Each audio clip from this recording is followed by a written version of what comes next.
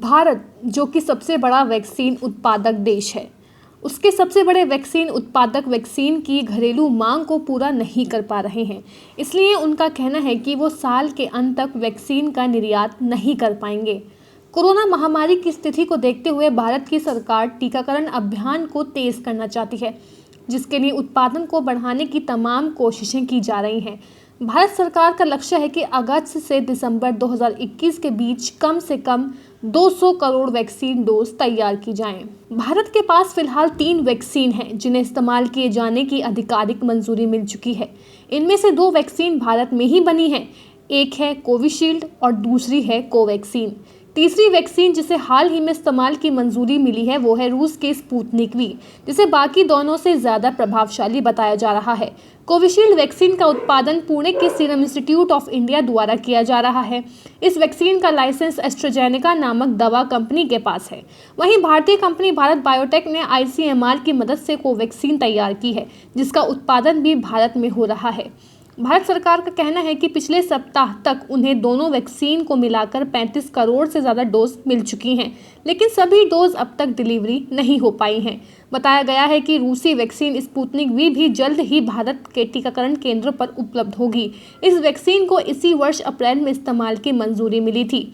इसी महीने की शुरुआत में भारत को स्पुतनिक वी की 2 लाख से अधिक डोज प्राप्त हुई थी और वैक्सीन का उत्पादन करने वाली कंपनी के एक बड़े अधिकारी ने भारत में इसकी पहली डोज लगवाकर इस वैक्सीन के प्रयोग की आधिकारिक शुरुआत भी की थी।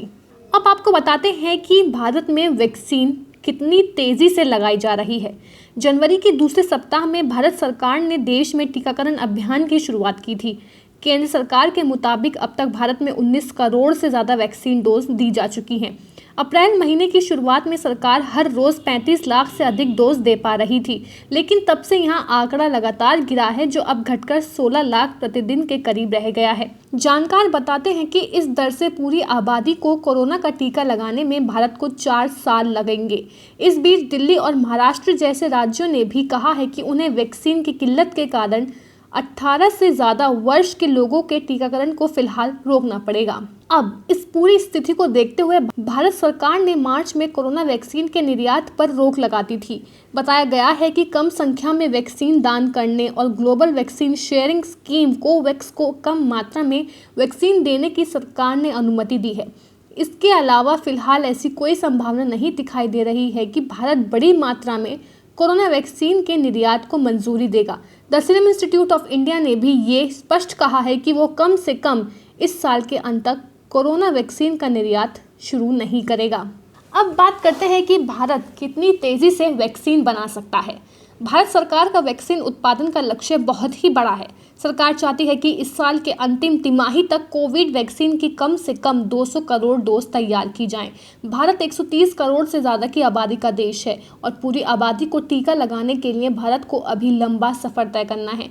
दुनिया भर में अब तक तैयार हुई कोरोना की 8 में से 3 वैक्सीन जो भारत में बनाई जा रही हैं, उन्हें ही इस्तेमाल की मंजूरी मिली है। इनके अलावा 2 वैक्सीन क्लिनिकल ट्रायल के शुरुआती चरण में हैं और 3 वैक्सीन क्लिनिकल ट्रायल के अंतिम चरणों में हैं। सीरम इंस्टीट्यूट ऑफ इंडिया का अनुमान है कि वो 70 करोड़ कोविशील्ड तैयार करेगा। 20 करोड़ डोज कोवैक्स की आ सकती हैं, जो नोवावैक्स की स्थानीय संस्करण है और उसे इस्तेमाल की मंजूरी मिलना अभी बाकी है। भारत बायोटेक भी 2 तरह की वैक्सीन बना रहा है, जिनमें से कोवैक्सीन की 55 करोड़ डोज और दूसरी वैक्सीन की 10 करोड़ डोज तैयार करेगा। भारत बायोटेक की दूसरी वैक्सीन क्लिनिकल ट्रायल की शुरुआती स्टेज में है। इसी साल अप्रैल में भारत सरकार ने सीरम इंस्टीट्यूट ऑफ इंडिया को $40 करोड़ और भारत बायोटेक को $21 करोड़ देने का दावा किया था, ताकि वो अपनी उत्पादन क्षमता बढ़ा सके।